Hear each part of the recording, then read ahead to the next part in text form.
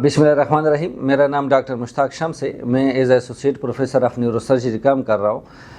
मेरा basic education जो है मैंने एमबीबीएस किया है। एमबीबीएस के बाद मैंने एफसीपीएस न्यूरो सर्जरी की है। उसके बाद मैंने आर्म स्पाइन डिप्लोमा दुबई से किया है और फिर नेक्स्ट मैंने एंडोस्कोपिक स्पाइन सर्जरी की फेलोशिप जापान से की है।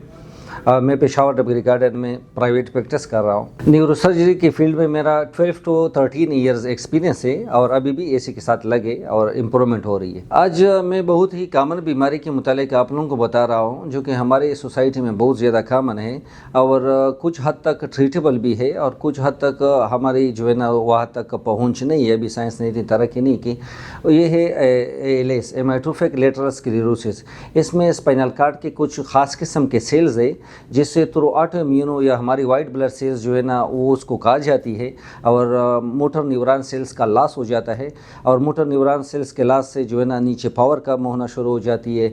ये हाथ पाँव में इवन बाकी मसल्स में भी, कुछ मरीज़ों को सांस लेने में भी मसला होता है, कुछ मरीज़ों का इवन टंग भी सही तरीके से नहीं चलता, मरीज़ को बात करने में भी मसला होता है, इवन मरीज़ को खाने पीने में बहुत ज़्यादा मसला होता है। एएलएस की जो मेन काज है जिसकी वजह से बीमारी होती है वो तो अभी तक अननोन है, लेकिन ये कि ये एज रिलेटेड भी है, जेनेटिक फैक्टर्स भी है। कुछ इस तरह हमें इसकी एग्जैक्ट डिजीज़ की काज अभी तक मालूम नहीं है। एएलएस की डायग्नोसिस में तो हम जो है ना सारी बेसलाइन इन्वेस्टिगेशन में तो कर लेता हूँ। इसके लिए सीटी स्कैन है, एमआरआई है और जो जितने सीएसएफ स्टडीज़ है, एनसीएस है, ईएमजीज़ है, ये सारी डायग्नोसिस के बाद हम बीमारी की तशखीस पे पहुँच जाते हैं कि इसको एमाइट्रोफिक लेटरल स्क्लेरोसिस है। एएलएस की तो एक मेडिकल ट्रीटमेंट है, कुछ मेडिकेशन पे हम रखते हैं, कुछ नए मेडिकेशन भी मार्केट में आए हैं जो हम एडवाइस करते होते हैं। इसके अलावा एएलएस के मरीज़ की रिहेबिलिटेशन, फिजियोथेरेपी और कंटिन्यू सुपरविजन चाहिए होती है।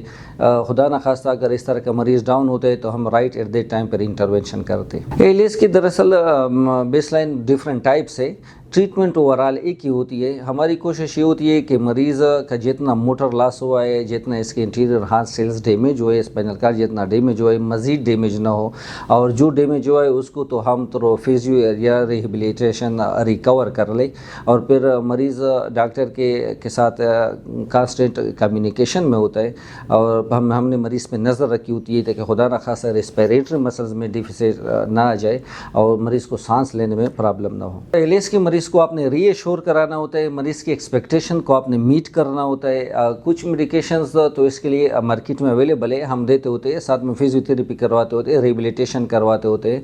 लेकिन कुछ इस तरह है कि हम मरीज़ की जब प्रोग्रेस हो, डिजीज़ खुदा न खास्ता अगर प्रोग्रेस कर जाए, सीवियरिटी ज़्यादा हो जाए तो फिर हम मरीज़ को एडवाइस करते हैं कि आप लोगों ने हमारे साथ दोबारा कांटेक्ट करना है ताकि हम राइट टाइम पे इंटरवेंशन करें और मरीज़ की ज़िंदगी या जिस्म का कुछ हिस्से बचा सकें।